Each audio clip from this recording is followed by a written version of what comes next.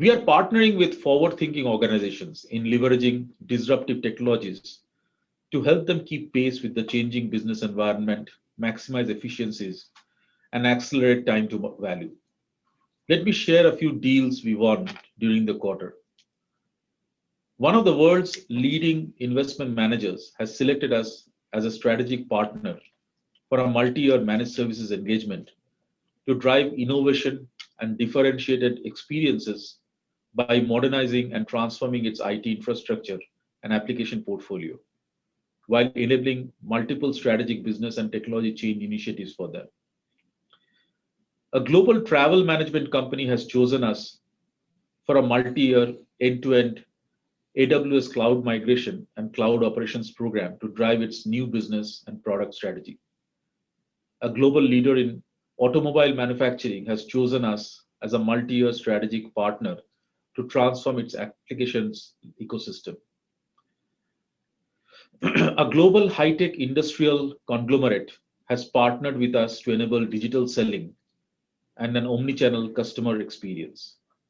A world leader in steel wire-based products has partnered with us for a multi-year digital transformation program where we will deliver digital commerce platforms globally with a data-first approach to enable digital revenue acceleration and enhanced customer experience. The core of our delivery excellence framework is built upon best practices from distributed agile execution methodologies that help us drive positive business outcomes. Certifications in 7 ISO standards across 14 of our locations are a testimony to our ability to provide seamless and secure delivery. Let me talk about a few engagements we delivered during the quarter. For a leading telecom company, we helped optimize operating costs by migrating its IoT applications to the cloud, resulting in 99.99% uptime, reduced data center footprint, and improved security compliance. For a leading asset management company, we executed a multi-year large-scale IT support and transformation project. Using a robust transition methodology on our proprietary platform, we successfully migrated more than 200 applications in a zero-touch manner. For a multinational FMCG company, we successfully rolled out a complex SAP remote conversion tool to address its regular infrastructure scaling. This is enabling smoother business transition and significant annual cost savings. Our recognitions in the quarter include being ranked second for client satisfaction in the 2021 UK IT sourcing study conducted by Whiteland Research in collaboration with PA Consulting. Our overall satisfaction score of 80% was well above the industry average of 72%. We earned the analytics on Microsoft Azure Advanced Specialization, validating our ability to help businesses unlock value from data and analytics. We were named a major contender by Everest Group in its application and digital services in Banking Peak Metrics Assessment 2021. We were named among 40 customer analytics service providers in Forrester's Nowtech Customer Analytics Service Providers Q2 2021 report. We were recognized with the 2021 ISD Digital Case Study Awards for best-in-class digital transformation work with enterprise customers. Investments are key to enhancing our ability to deliver value to our stakeholders, our clients, Mindtree Minds, and our communities, be it hiring and reskilling the brightest of talent, building new domain, delivery, and technology capabilities, driving partner-led go-to-market strategies, or fulfilling our responsibilities as a corporate citizen. We recently completed the acquisition of NXT Digital Business to advance our edge-to experience proposition. This strengthens our ability to reimagine and drive the Industry 4.0 vision, leveraging IoT, data analytics, and cloud technologies seamlessly. We see innovation as a big part of our ability to help our customers seize new growth opportunities. This can be seen at play in the Digital Pumpkin, our unique digital innovation hub for multidisciplinary teams to come together to ideate, design, and craft meaningful business solutions in a collaborative approach to create innovative prototypes and pilots for our clients. Our consulting team plays a big part in this, shaping demand and meaningful business outcomes. Let me share a few success stories in this context. We were selected by a leading US based beverages company as a strategic partner to provide consulting and implementation services to improve customer acquisition and retention. We have been retained as the preferred partner by a leading luxury real estate services provider to define and implement a refreshed customer experience strategy. We have been selected as a strategic partner by a leading multinational sports goods manufacturer to design and implement its digital commerce initiatives. All this is made possible by our dedicated and passionate Mindtree minds across sales, delivery, and support functions. We continue to build upon our unique value proposition for Mindtree minds in line with the fundamental principles of our work ethos: purpose, caring, learning, and delivering results.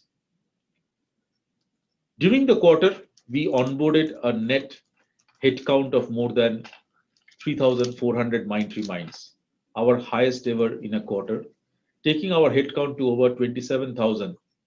Our last 12 months attrition stands at 13.7%.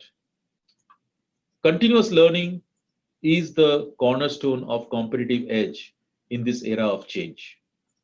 Our learn anywhere, anytime approach in delivering quality learning at scale is bearing fruit with an 86% increase in learning hours quarter on quarter.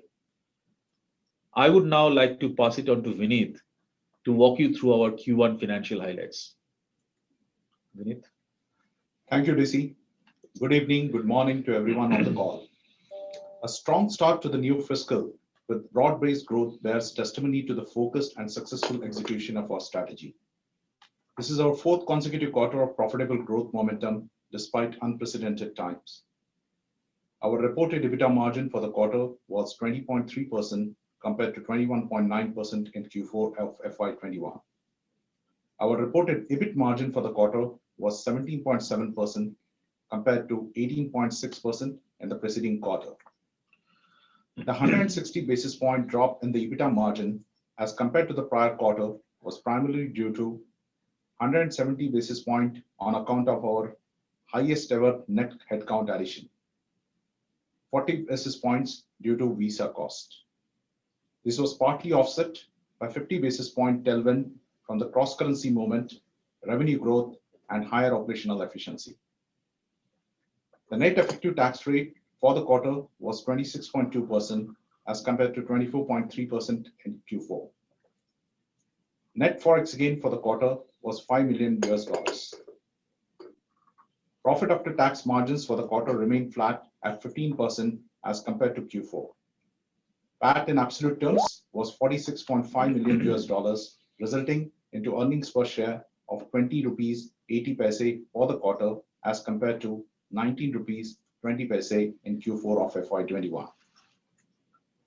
Our continued efforts in collections during the quarter led to a 3-day reduction in the days of sales outstanding. For the quarter, it stood at 57 days. EBITDA to operating cash flow was 28% for the quarter. Free cash flow to EBITDA was 20.9% for the quarter. Our utilization for the quarter was 83.2% compared to 84.3% in Q4. Our contractual pricing for the quarter remains stable. A record order book of $500 million is the result of our differentiation in gaining market share. As of June 30th, 2021, our cash flow hedges were at $1.108 million. Hedges on balance sheet were at $128 million and options of $15 million.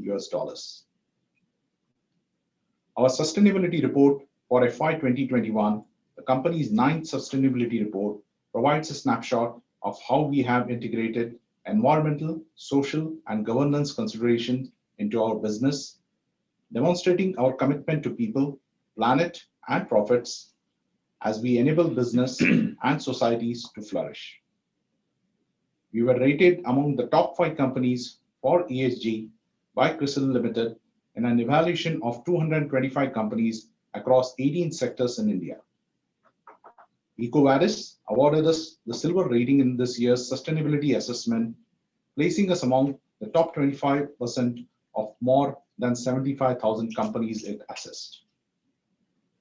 I now hand over to DC to cover the demand and outlook. Thank you, Vinith. Our focus continues to be on accelerating growth, building new age capabilities, strengthening our work ethos, and making our business model more resilient.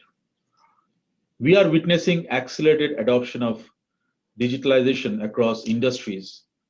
And while recovery is understandably linked to the recovery from the pandemic, we are energized by the growing scale and scope of transformational opportunities ahead of us. We have greater visibility in the business, and our pipeline continues to be strong across industry sectors, ensuring our strong start to FY22.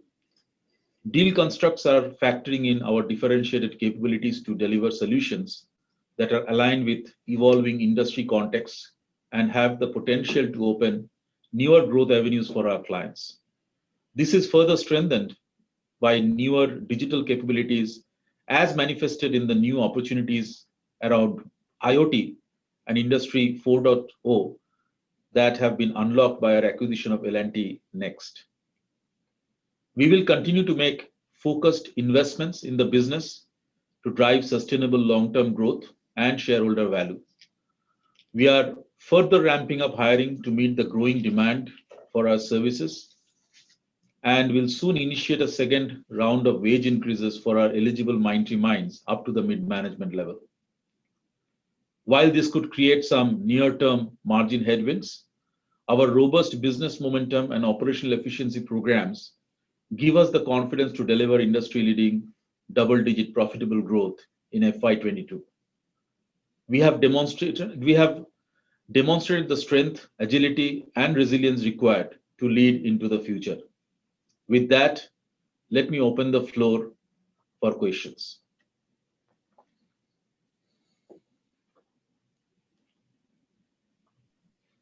Thank you very much. We will now begin the question and answer session.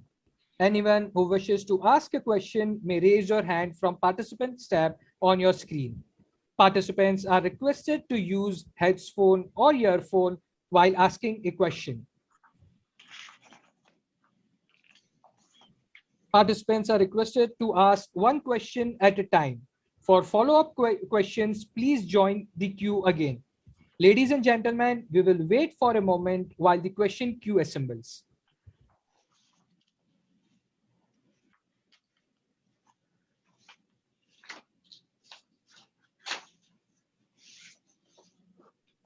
First question is from Mr. Nitin.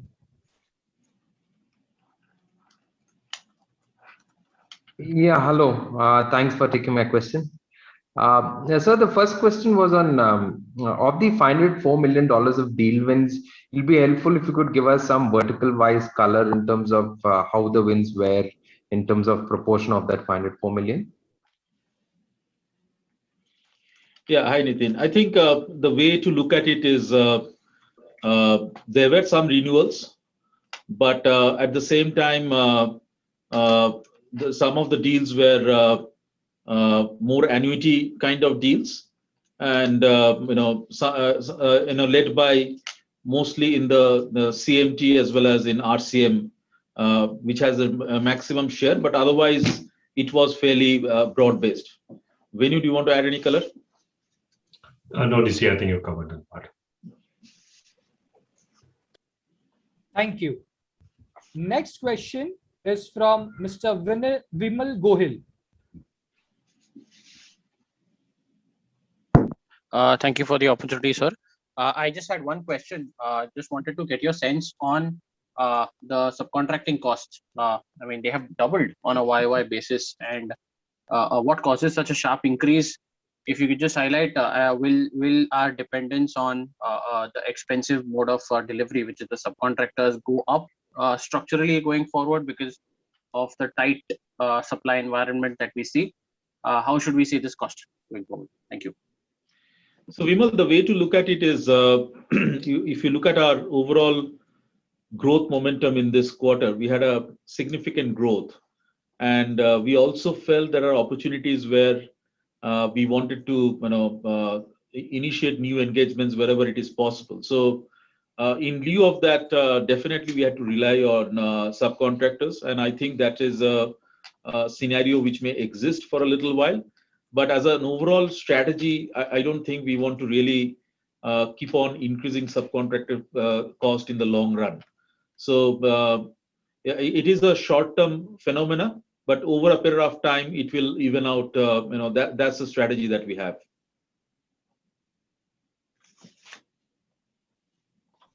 Thank you.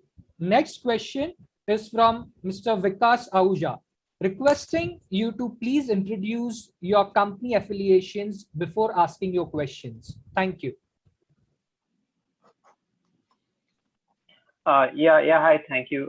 This is Vikas from Antique. I just want to check on the overall pipeline. So after this $500 million of bookings, which was again not a record high, how the overall pipeline is looking now after booking such deals, and secondly, maybe some color on secondly maybe some color on the BFSI vertical. It has been a laggard, but saw that it moved positively into high single-digit growth this time. So how should we look at into this vertical going forward? Thank you. Thank you, Vikas. See, as far as the pipeline is concerned, the pipeline is fairly robust. In fact, the pipeline has only been increasing from quarter over quarter. So our pipeline at this point of time is pretty robust, and so the order book that we have, in spite of that order book, our pipeline remains pretty healthy and pretty strong. And as far as BFSI is concerned, we did mention in our previous quarter that there were a few opportunities which we were expecting closures that took some time for closures. Those opportunities are closed, and that's why we are seeing very good traction, and we are very confident that this traction will continue as we go along. But we need to also appreciate that this is one segment where there's a lot of consolidation that happens, and that's why things do get slowed down. But as of now, we feel confident about our recovery in BFSI. Venu, do you want to add anything? Yeah, just on the order booking number, right? So if you actually look at it, last year we did about $1.4 billion. So we're looking at the orders that we can book for the entire 12 months. There is always going to be one quarter where you may see a slightly a different value keep coming in. But what we're interested in is, for throughout the year, can we keep increasing our order book? And I think we got a good start for the first quarter, which will help us to achieve the point that I mentioned, because there's also a bit of a timeline in which the customer takes decisions on. So hence, probably not always the quarter-to-quarter order book is the right measurement, but the run rate is what actually matters. Are we in a good run rate, to clock the order book for the entire year, which will be higher than what it was last year? And I think we are on that track. Thank you. Next question is from Mr. Mohit Jain. Hi, sir. This is Mohit from Anand Rathi. Just wanted to check one thing on the cash flow side. So we have seen this build up on the receivable days if I include unbilled amount into that. So what is the reason for that, or should we expect it to get normalized as the year progresses? Or is there a change in working capital requirement for the company? No, this is pretty just a quarterly situation. As we have been talking about in the past, our overall shift is moving from an effort-based to an outcome-based, whereby we are having a lot of new fixed price deals coming in. So to that extent, yes, our billed revenue, billed DSO has come down, and even on including the unbilled, also it has come down by 1 day. So including unbilled, it was 77 last quarter. This is more to 76 this quarter. But even the overall overall, what you're seeing right now, that drop in the cash flow is mainly on account of the variable incentive payout that we have done and the overall growth that we have in our debtors during the year. But this is not something we should look at from a trajectory change perspective. This is just a quarterly phenomenon that is happening. Thank you. Next question is from Mr. Manik Taneja. Hi, thank you for the opportunity. This is Manik Taneja from JM Financial. I had a couple of questions. Number one was on segmental margins. I see that the segmental margins on the retail vertical have come off sequentially in a very sharp manner. Just trying to understand if there is any one-off cost recognition here. That's question number one. The second thing is that you talked about the fact that we will be implementing wage increments from 2Q FY22 onwards.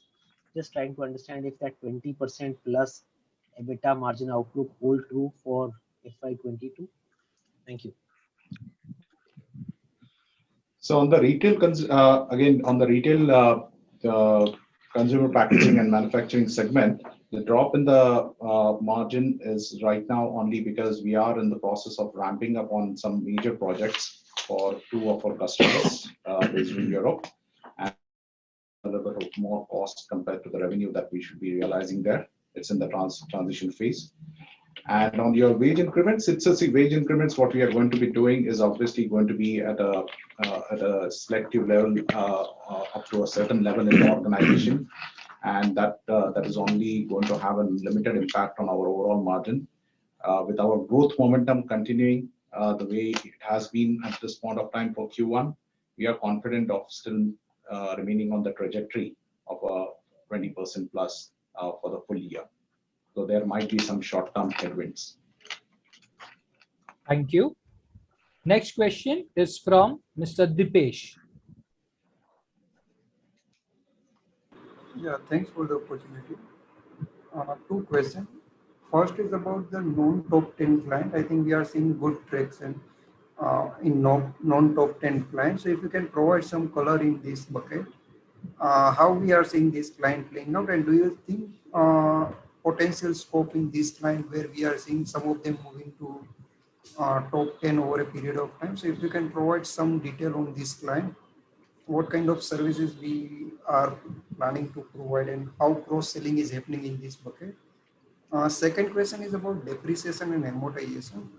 That number has declined sharply this quarter.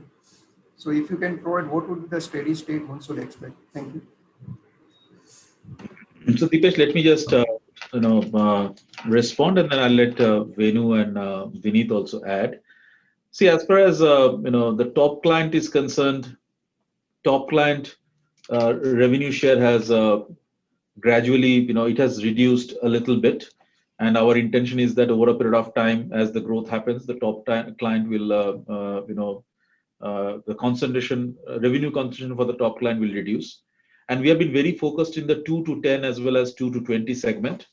The top 10 clients, barring the top client, the revenues have grown sequentially by 13%.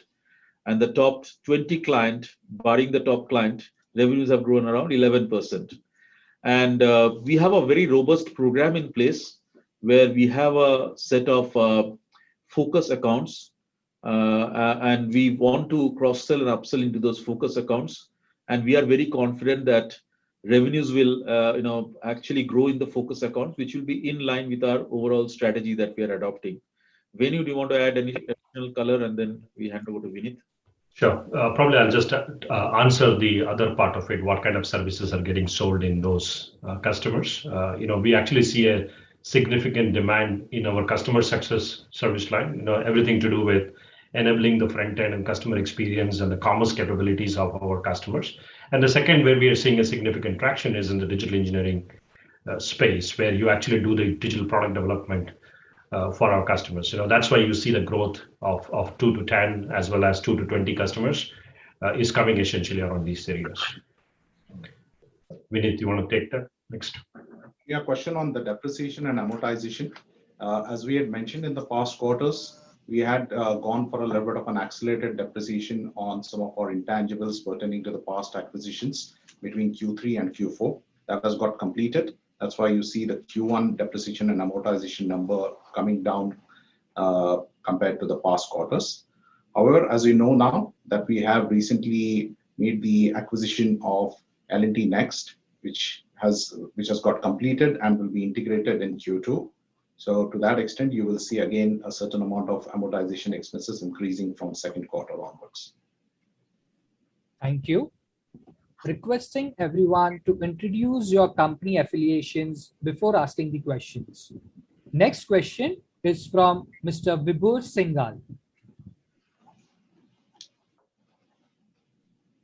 Hello. Yes, Vibhor, go ahead. Yeah. Hi. Good evening, sir. Thanks for taking my question, and congrats on a great performance yet again. DC, just wanted to get your perspective on the strong hiring that we have done in this quarter.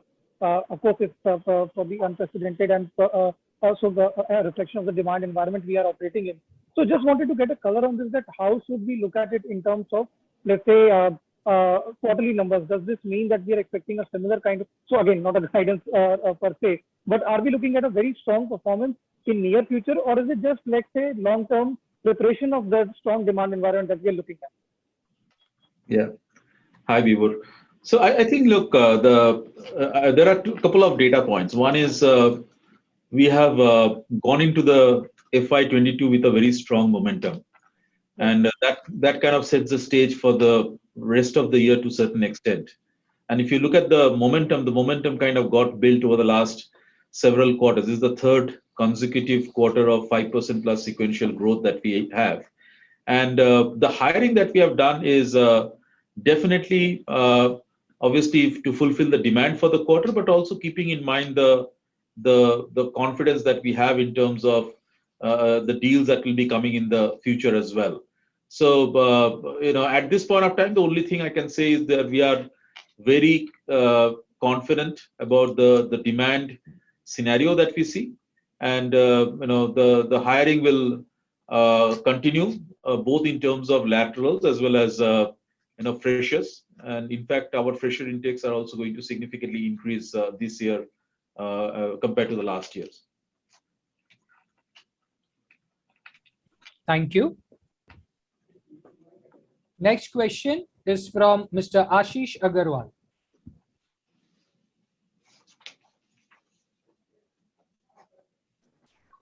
Hello.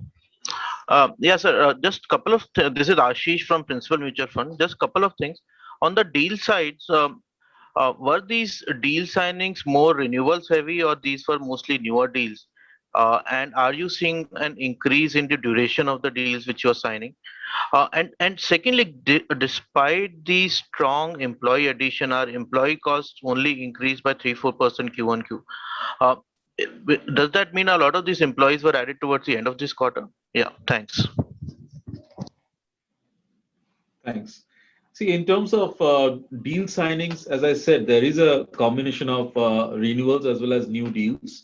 And definitely more and more deals that we are signing, they seem to be multi-year, and they definitely are helping us in terms of creating a more multi-year kind of an order book. And I think what was the second question? Employee cost. Employee cost. You want to take that? Yeah. So Ashish, you're right. Though you are seeing a significant increase in the employees headcount towards the quarter, a lot of that has happened towards the end of the quarter. And as DC mentioned in his initial comments, we are also adding a lot of freshers who have also joined towards the fag end of the quarter. So that's the result. So you don't see necessarily the entire cost coming up in Q1. Thank you. Next question is from Mr. Nitin. Yeah, hi, good evening. This is Nitin from Investec. So my question was around the margins again. Is this quarter we have seen a very sharp improvement in subcontracting costs, and the employee costs the employees have been added towards the end of the quarter. Now, if you think about it in terms of at least from a modeling perspective, do you think that subcontracting costs decline will be gradual, or do you think these employee additions will sort of straight away make up for the increase in subcon costs that we see? And the other thing was in terms of wage increases or salary increases, how should we assume it? Is it for a part of the employee base, and what could be the potential impact?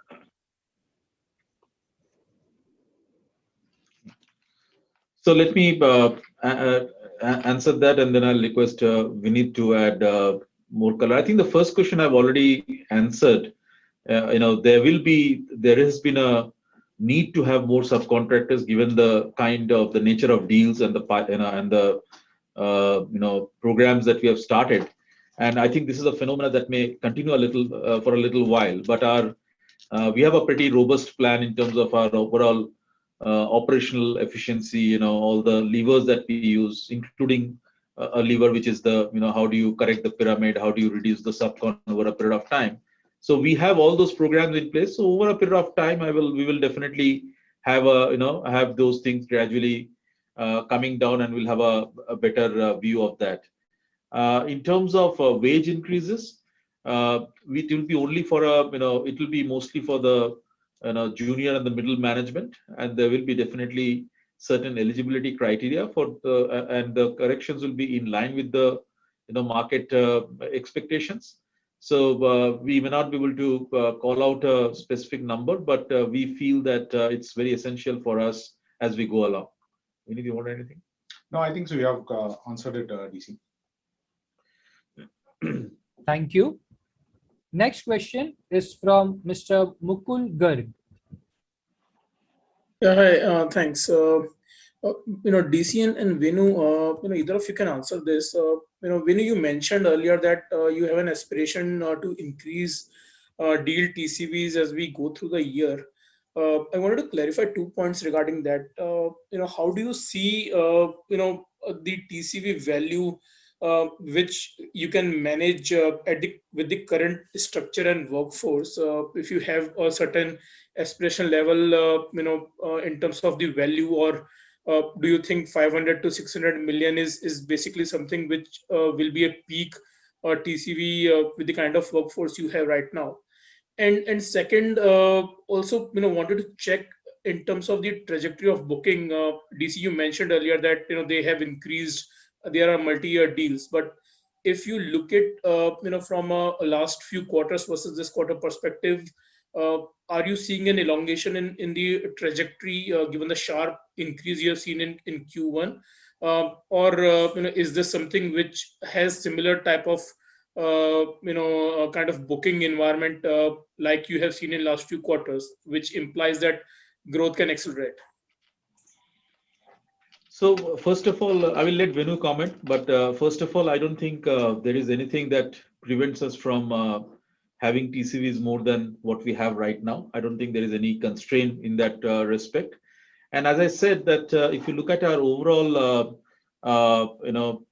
bookings have continue to be healthy, and as a part of our overall philosophy of closing large deals, strategic deals, we are always looking for creating more annuity opportunities or longer term multi-year opportunities as we go along. So that will continue. The only thing I would say is that there were some renewals this quarter. Every quarter there will be some renewals, but overall this quarter is nothing different than the other quarters, except the fact that there has been better closing this quarter. Venu, do you want anything? Right, DC. You're right. Actually, most of our order booking or the approach towards the order closures that we do is usually driven by market downwards, not from what the supply model is based on. It's based on what our customer wants and what kind of capabilities that we can service them as we expand into more service lines. Within that 4 service lines, if we extend more capabilities, and also to some of the new geos that we've already gone into it last year, specifically the Europe part of it and so on, right? So hence, if you look at our average order booking is more or less, fairly stable in terms of what we book on a quarterly basis. But at the same time, there are a few deals out there in the market, and as the deal progresses, you will see those variations coming up in the quarter. But it's usually not the supply upwards, it's sort of driven from market downwards in terms of what our customer wants. Thank you. Next question is from Girish Pai.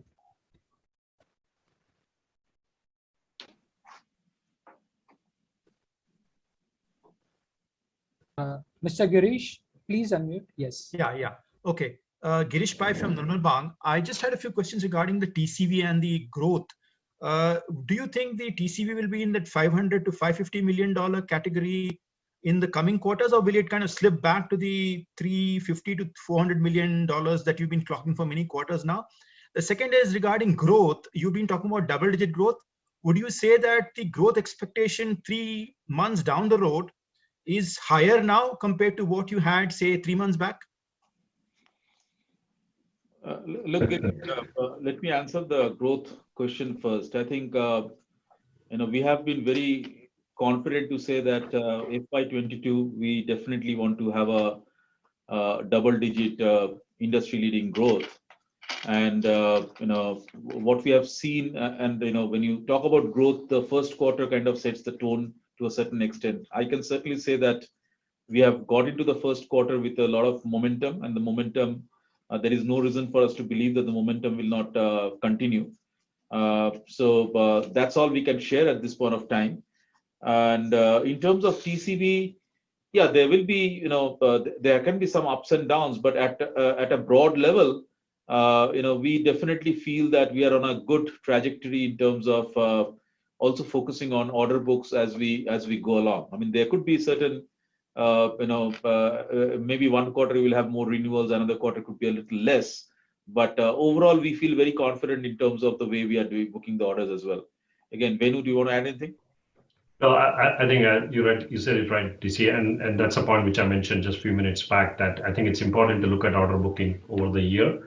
Right? Will we do more order booking compared to the last year? That's our endeavor, and that's exactly what we want to do. Hence, the growth we're talking about industry-leading double-digit growth, and for that, you need to do more order booking than what we did last year.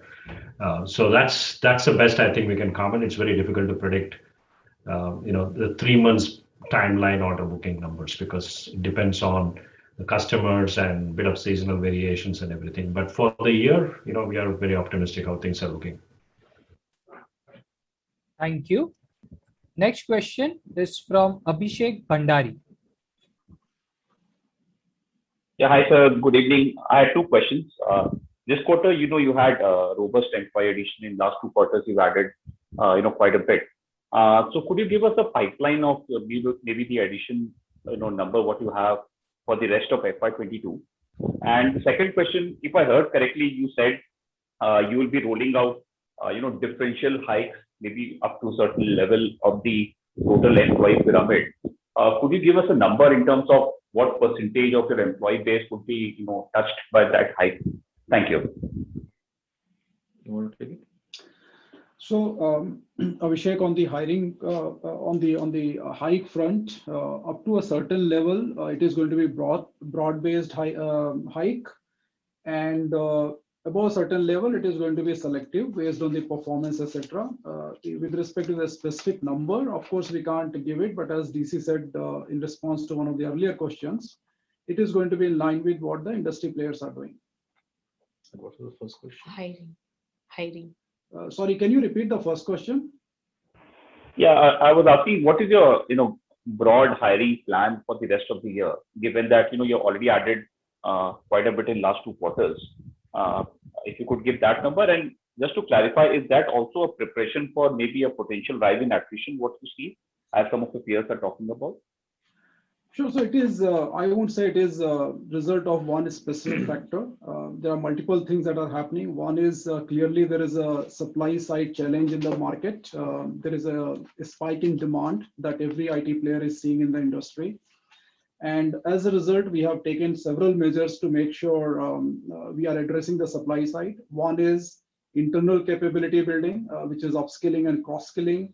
We are also building capacity ahead of time by hiring both laterals, which is experienced people, as well as freshers. And the hiring that we have done in Q1 is, of course, we are doing ahead of time, but is not a reflection of attrition. There are several measures that we are taking to make sure that we are engaging with our employees better. We are giving them better opportunities in terms of exciting engagements, and also several other employee engagement measures that we are taking to make sure that attrition is in check. Thank you. Next question is from Vibhor Singhal. Yeah, hi. Thanks for taking my question again. This is back to my favorite question on the travel vertical. So just wanted to get your outlook on how the basically the demand side or the queries on the travel vertical are shaping up, and specifically in the context that if I look at our quarterly revenue, we clocked around $41 million of revenue in the travel vertical in this quarter. And if I look at pre-COVID, we used to be around 44, 45. So we are just 10% below that number. So I know the configuration would have changed as a percentage of revenue, it's still lower than what it was pre-COVID.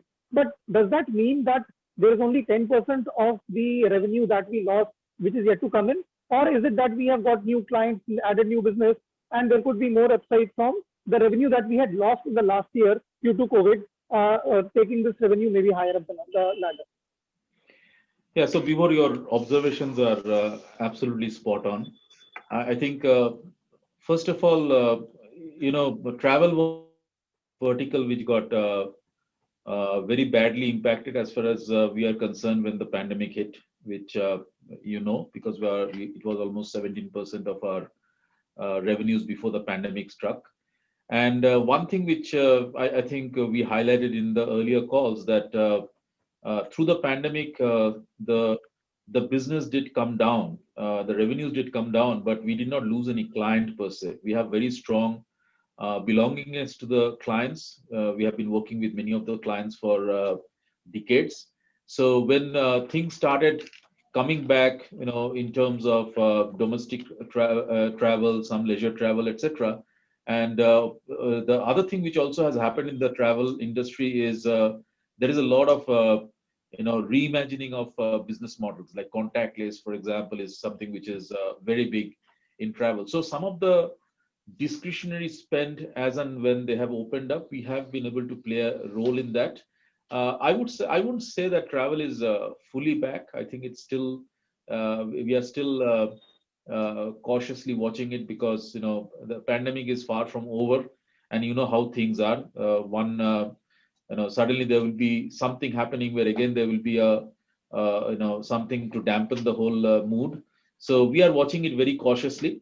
But I can say that given the investments that we have done in terms of our travel vertical, given some of the new logos also which we have won, and given the long-standing relationships we have, we feel very confident that as the market keeps opening up, as the industry keeps opening up, we will be also able to do better than whatever we have done so far.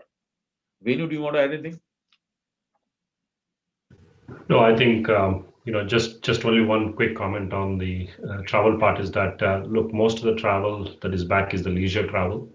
I think the peak business traffic is still not up there. So I think that's really a good indication of stability in that industry, and that's what everybody is waiting for. Thank you. Next question is from Mr. Abhishek.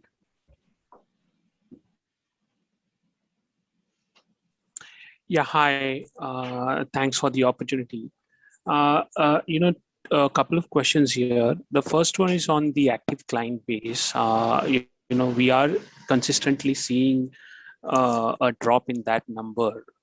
So how, where does this stop? I mean, is the rationalization behind? And the second question is on the offshoring. Now, offshoring is definitely helping gross margins. So based on our current order book, is there any change in terms of ramp-ups happening going ahead? And the last one is on the deal closures. Though early for Q2, but are you kind of witnessing any change in terms of closures Yeah, so I'll let the European holidays are upcoming. Yeah.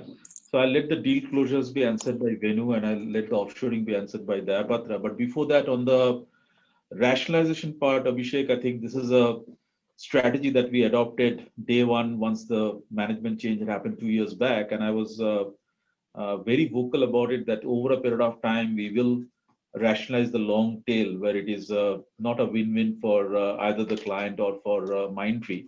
We did slow down that a little bit during the pandemic, because during the pandemic, if you just close an engagement and the client has nowhere to go, that is not a good scenario. But having said that, just to give you one data point, from August 2019 till date, almost over the last 2 years, we have rationalized approximately 150 long tail clients, long tail accounts.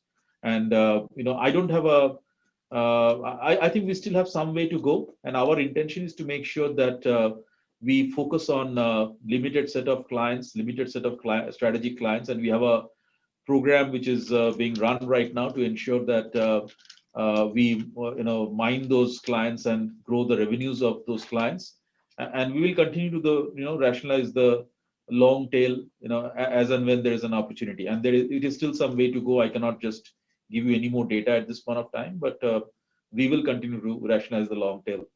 Dayapatra? Sure, DC.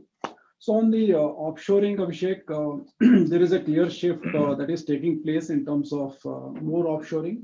In last 1 year for us, there is a shift of about 330 basis points that we have seen. And mainly the reason it is happening is one is the focus on large transformational programs where we are able to do more work at offshore. Second is the focus on the long multi-year annuity deals that again helps us do more offshore. And third one, of course, is the remote working that is happening. So it doesn't matter where you are actually delivering the work from. Now, going forward, as things return to normal, our belief is it is going to settle somewhere around 85%. In that range, we are roughly around 83 to 84% right now. Venu? Look, if I understood the question correctly, I think is the order closure going to slow down because of the summer holidays? If that's is that the question? If I understood correctly. Yes, and was there any positive tailwind in 1Q because of the holidays in terms of closures? No, not really. I don't think the order booking of Q1 is not the reflection of the holidays that is going to come up in Q2, right? So it's not that. I mean, in fact, typically our Q1 order booking is usually higher because if you look at the CPG customers, they run a lot of their summer campaigns, and a lot of marketing campaigns gets built up around these times. So there's a huge amount of tech spend that happens around this time. But usually, these holidays always comes every year. So the budget cycles and the order cycles are always factors. These holiday periods. And again, if you look at the holiday period between UK, continental Europe and US, they're not at the same time. They sort of overlap a little bit, but sort of spread over 1.5 months. So I wouldn't look at that as a reason for having any material impact on the order book. I think any order book that we come about in Q2 will be the reflection of what customer would have decided to close within that timeline. Thank you. Answers. Thank you. Absolutely. Thank you for taking my question. Thanks. Thank you. Next question is from Ashwin Mehta. Hi, thanks for the opportunity. Had just one question. So we've seen almost a 23% increase in headcount over the last 2 quarters. We've also had a wage hike where we indicated there was almost a 240 BIP impact because of that wage hike. But our staff cost seems to have gone up only by around 8%. So how have we been able to manage the staff costs so tightly? And secondly, in terms of the skew of freshers is to laterals, if you can give some sense in terms of how that's been over the last 2 quarters. So is that the factor that explains the staff cost not commensurately going up? Yeah, so Ashwin, as I mentioned earlier, the major reason for what you're probably seeing not the staff cost increasing in line with the headcount are for 2 reasons. One, there is a good amount of freshers. We have added more than 1,000 freshers this quarter, and the timing is towards the fag end of the quarter. That's the one reason. And secondly, again, this headcount addition happens across the across the quarter. So there is it may not necessarily resonate with the end headcount and the overall cost being going up to that extent. Okay, and just one follow-up in terms of the impact of margins in the next of wage hikes in the next quarter. Any quantification if you can give? No, so we, as DC mentioned, we are not going to call out that number, but we will be doing an increment at the junior to mid-management level in line with the industry industry standards.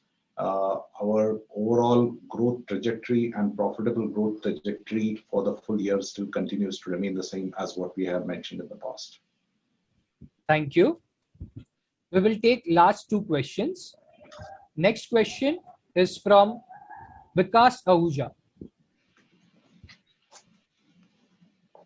Hello. Yeah, hi. Thanks for taking my question again. Just one small clarification. The APAC and the Middle East was largely flat.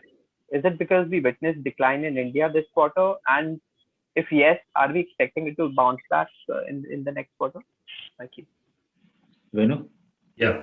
Actually, it is not. It's not related to the second COVID wave of India, if that's what you're implying to. I think it is. If you look at our APAC and Middle East presence, our approach has been very focused accounts and select few countries within that region. So the seasonal spend of select few customers that we focus on in that region, it sort of reflects in the revenue for that particular quarter. So it's definitely not related to the second COVID wave impact as such. It's just seasonal for that particular quarter that some of these focused customers that we have in that region did not spend in that quarter. Thank you. Next question is from Apurva Prasad.